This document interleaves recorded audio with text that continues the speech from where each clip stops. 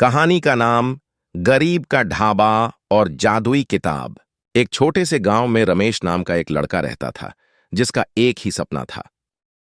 मैं इस शहर में सबसे अच्छा ढाबा बनाऊंगा। हर रोशनी, हर शबनम, सब कुछ पैसा कमाने के लिए होना चाहिए। रमेश अपने ढाबे पर खाना बेच रहा होता है, लेकिन वह हमेशा सस्ता सामान इस्तेमाल करता है ताकि उसका मुनाफा ज्यादा हो। रमेश भैया, ये खाना थोड़ा बेकार लग रहा है, कुछ और ताजा बना दो। अरे भैया, थोड़ा इंतजार करो, मजा आएगा। पैसा दे दो, सब कुछ बेहतरीन मिलेगा।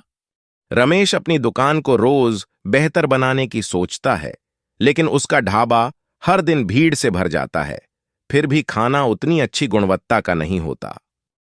लोग कब समझेंगे सबको सस्ता खाना चाहिए?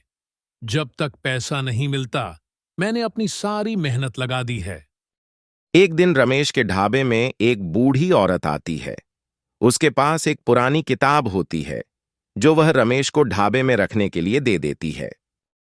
ये एक पुरानी किताब है, इसमें कुछ खास है। तुम चाहो तो इससे अपने ढाबे की तकदीर बदल सकते हो। ये सब बकवास है, मैं अपने तरीके से काम करूंगा। वह किताब को शेल्फ पर रख देता है।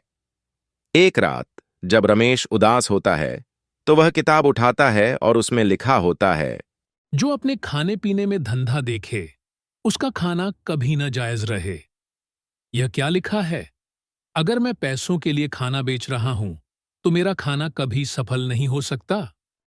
रमेश कुछ और पढ़ने लगता है और धीरे धीरे उसे एक जादुई मंत्र मिलता है, जो कहता है, खाना वही सच्चा है जो सेवा और प्यार से बनाया जाए। और इस मंत्र को पढ़ते ही उसके ढाबे में एक अजीब सी रोशनी आ जाती है। यह क्या हो रहा है? खाना अपने आप तैयार हो रहा है। उसके सामने एक बड़े पतीले में गर्मा गर्म खाना तैयार हो जाता है। रोटी, सब्जी और बिरयानी। खाना कितना भी सस्ता हो, लेकिन वह अपने आप से बेहतरीन बन जाता है। रमेश के ढाबे में अब हर दिन एक नई ऊर्जा आती है। लोग खुश होते हैं और खाना खाने आने लगते हैं। रमेश का ढाबा सफलता के शिखर पर पहुंच जाता है। रमेश भैया, ये खाना तो सच में अलग है, आपने क्या जादू कर दिया? ये सिर्फ धंधा नहीं, ये मेरी अपनी मेहनत का नतीजा है। रमेश को अपने सपने पूरे होते दिखाई देते हैं, लेकिन एक दिन वही बूढ़ी औरत फिर से वापस आती है और रमेश को एक भारी चेतावनी देती है। तुमने अपने खाने को सिर्फ अपने फायदे के लिए इस्तेमाल किया है। अगर तुम अपनी सोच नहीं बदलोगे, तो यह जो खाना बन रहा है, वो एक दिन सब कुछ छिपा देगा। तुम कहां से आ गई हो? मेरे पास सब कुछ है।